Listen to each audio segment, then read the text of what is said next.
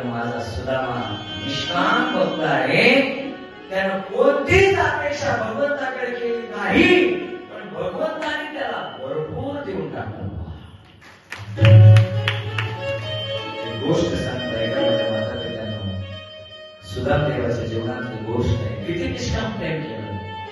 एक सांगू का, तुम्ही ज्या दिवशी एखाद्या गोष्टीवर निष्काम प्रेम करा, एखाद्या व्यक्तीवर निष्काम प्रेम करा, साधू संतांवर निष्काम प्रेम करा, लक्षात नाही का त्या निष्ठेची परिपूर्णता होत असते. आणि त्या निष्ठेची परिपूर्णता झाली की ती निष्ठा तुम्हाला फल देत असते.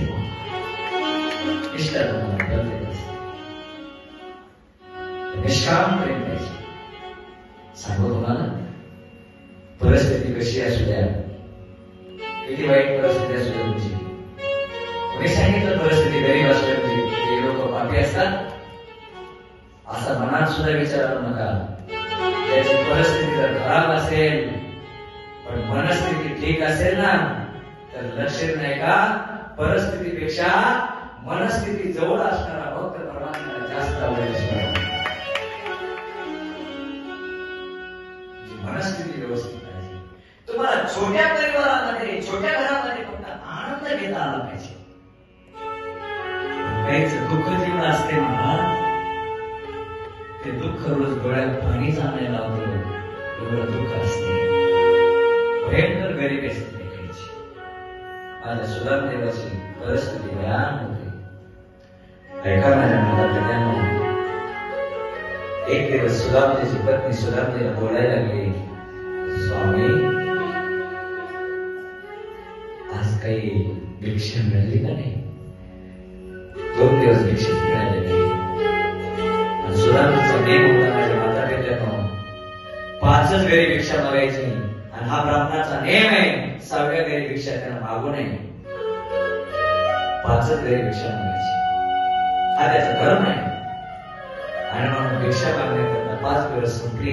2 दिवस झाले पण 5ही घराने भिक्षा दिली नाही. हो, माझ्या ज्ञानोबराला सुद्धा लवकर भिक्षा दिली नाही त्या काळामध्ये. माझ्या ज्ञानोबर आहे, जर एखाद्याच्या घराच्या समोर गेले तर लोक दरवाजे बंद करत होते. मायबाप, माझ्या ज्ञानोबराला लोकांनी अन्न नाही दिलं. माझ्या ज्ञानोबराला लोकांनी भिक्षा मागायला आल्याच्या नंतर घरातून हाकलून दिलं. आज त्याच ज्ञानोबराच्या नावावर आम्ही जगतो. तुम्ही लोक आम्हाला मिष्टान्नाचे पदार्थ खाऊ घालतात. मायबाप, माझ्या ज्ञानोबराची कृपा आहे.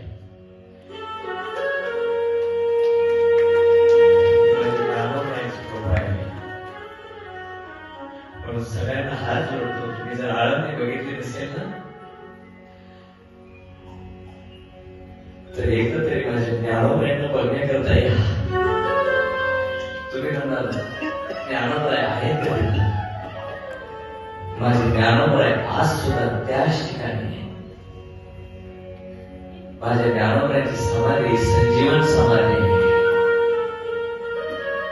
कोणी म्हणत नसेल ज्ञानोबरायांना समाधी दिली, ज्ञानोबराय अलंकापुरामध्ये नाहीत. अनेक शास्त्रज्ञांना शोध घेण्याकरता अलंकापुरामध्ये आले बाबा,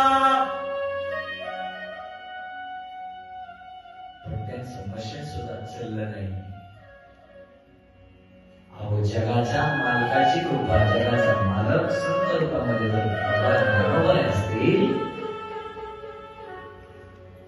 किती त्रास दिला या लोकांना, किती त्रास देऊ किती देऊ, किती त्रास द्यावं. 5 घरी भिक्षा मिळाली आमच्या सुदामजीला. ज्ञानोबरायला लोकांना चुलीमध्ये शेक टाकलं. माणसाने त्रास देवा, पण एवढा पण त्रास देऊ नये. चुलीमध्ये शेण टाकलं, हे शेण तर बाजूला ठेवा. मायबाप, ज्ञानोबराय